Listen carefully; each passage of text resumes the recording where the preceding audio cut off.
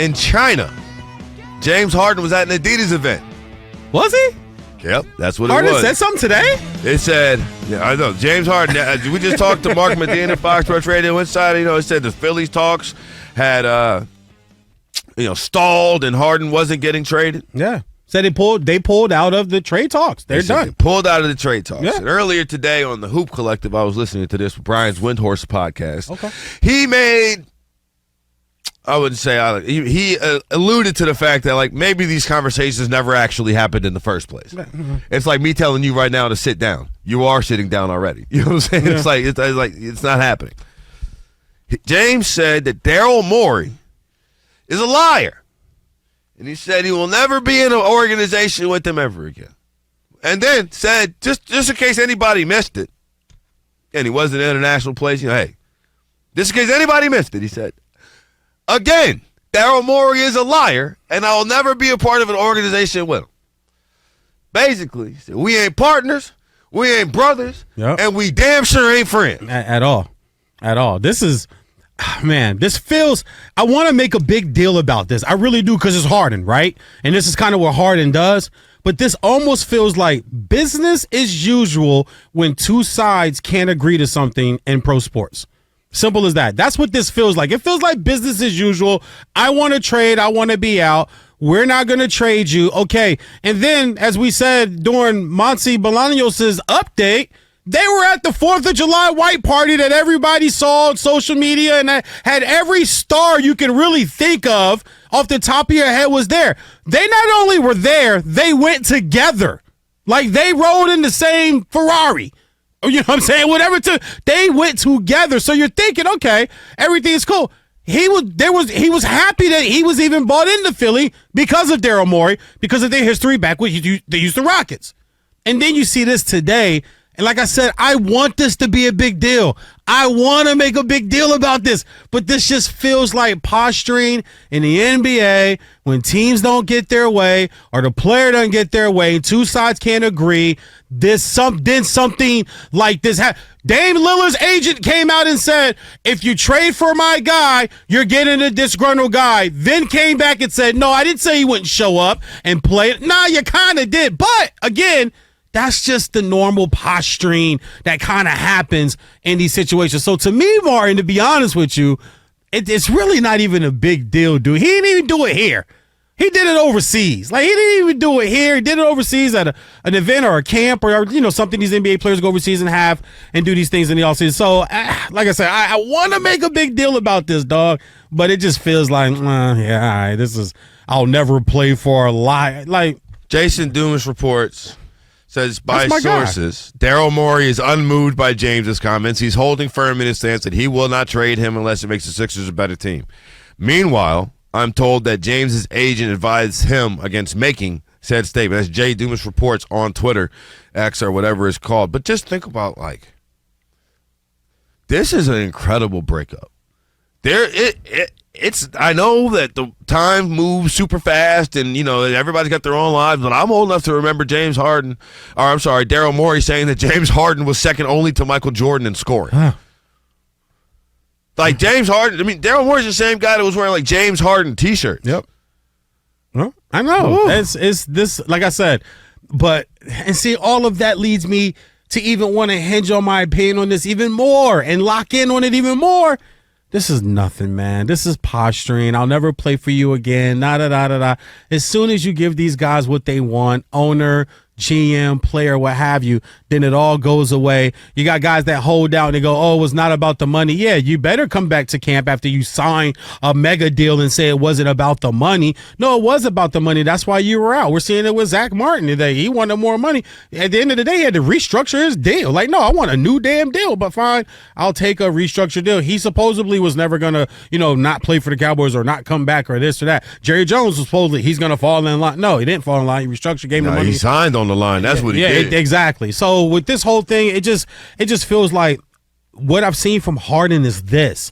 It's never a quiet walk away. It's never, you know what, Martin, I'm breaking up with you. Okay, let me just grab my things, get my toothbrush, get my slippers, any extra garments I had over here. All right, well, listen, I'm sorry it didn't work out. No, it's all good. Good luck dating, and you good luck too. Have a good one. Hey, good luck on your trip next week. All right, boom. And she walks out the door, and that's it. It's not that with Harden.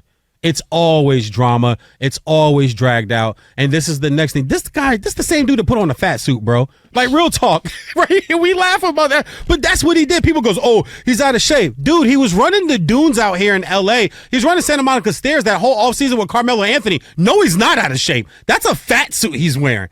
That's how far he'll go for the dramatics and the theatrics when he doesn't get his way. So, I have a question for you, sure, VJ. Yes, sir. Harden, third team in 3 years, right, trying to force his way out. But if we just take a step back, say it's not James Harden, another Sixer. This is the second time in like 3 years where you have been at odds with your primary ball handler. Yeah. Ben Simmons before this. Yeah. At a certain point, and it's easy to point at Ben Simmons and say he was, it's easy to point at James Harden because they're not, obviously, Ben Simmons barely plays basketball anymore. James Harden, he comes and goes with all of that, right? Yep. You can't really depend on him as soon as the weather starts to get warmer. I'm about to say, regular season, he's money, but when the playoffs start. Once the playoffs start, there it is. If you're counting on James Harden, in the playoffs, good luck. Have fun. But at a certain point, I do wonder, what is it about this organization that is causing some of this strife? I know.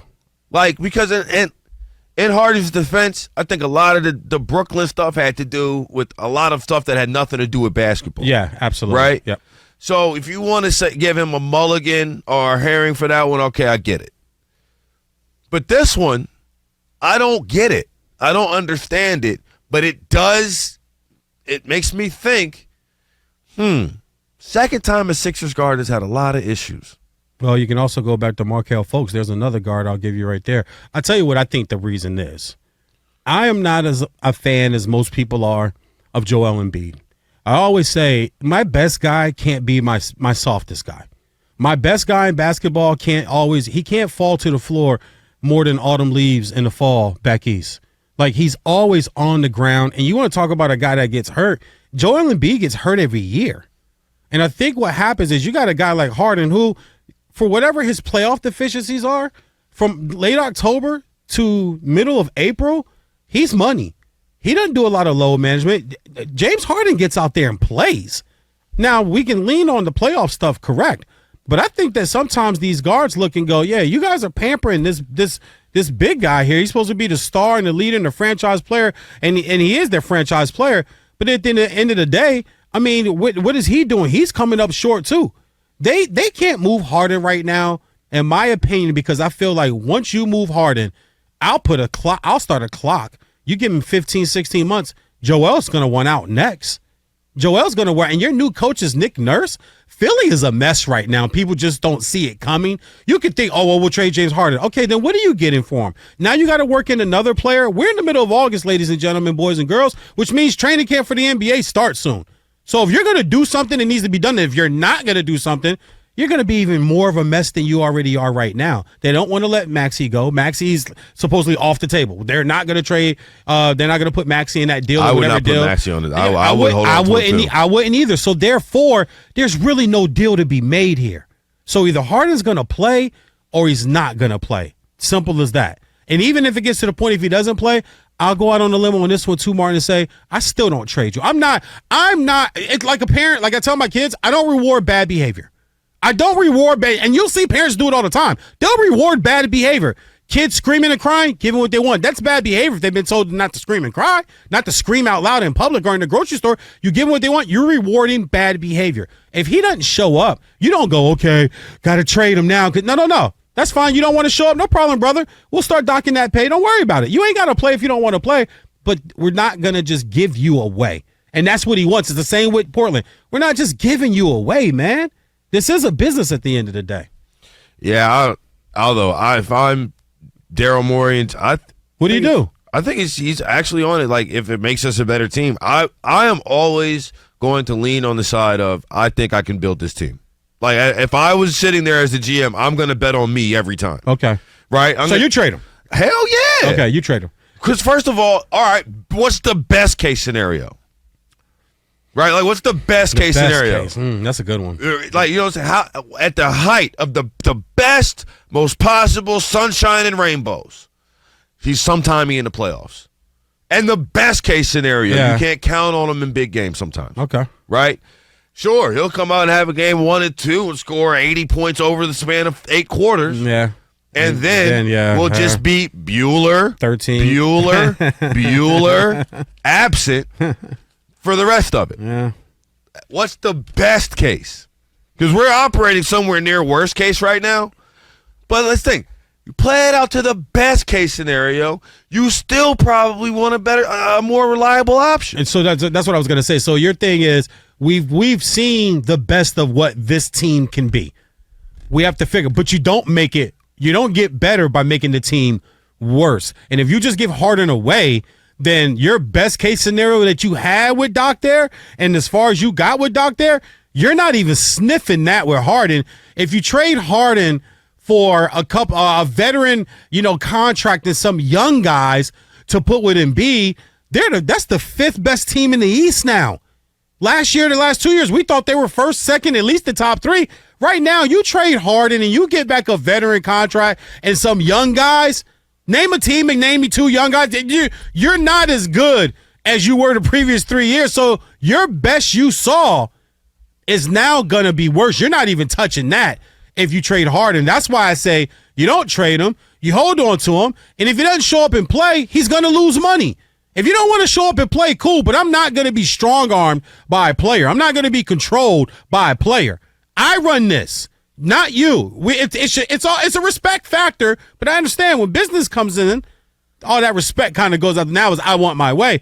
I wouldn't trade him, bro. I'm telling you right now, there's not a deal for people. And once again, people are asking for Maxey to be in the deal. You want me to take Harden in his contract, then you got to give me something else. Philly is the one that's saying, no, we're not trading Maxey. And there are people who agree we're not trading Maxey. So if you can't trade Maxey, then why would you trade Harden?